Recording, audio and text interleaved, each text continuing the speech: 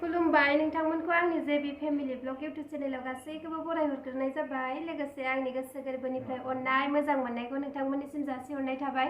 दिनैनि भिडिअआ जादों सासे मानसि गोमादों आरो जोंनि बाक्सा तामुलपुरनि बगाजुलि देलायस्रि बाजार टार्निंनि बिथांनि मुङा कृष्ण मुसाहारि आरो गुबुन मोनसे मुङा टेङा।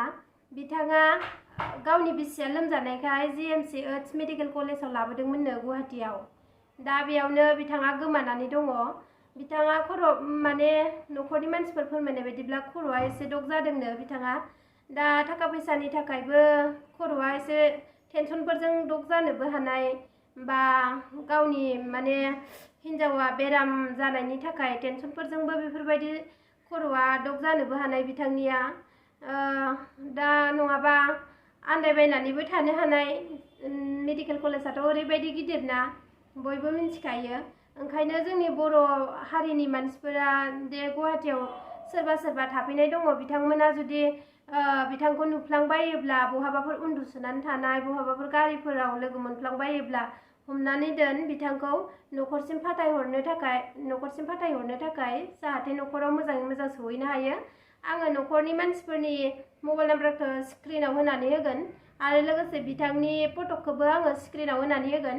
नोंथांमोना जाहाथे नुयोब्ला सिनायनो हानायनि।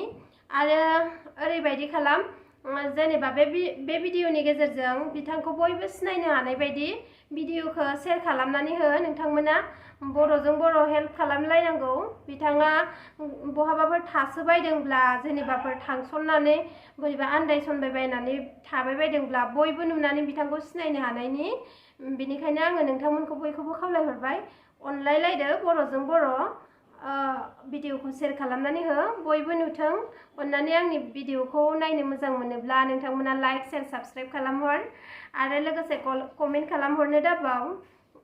आरो आंनि बुंनाया माबाफोर गोरोन्थि जालाङोब्ला नोंथांमोना निमाहा होब्लानो जाबाय। गोजोन्थों।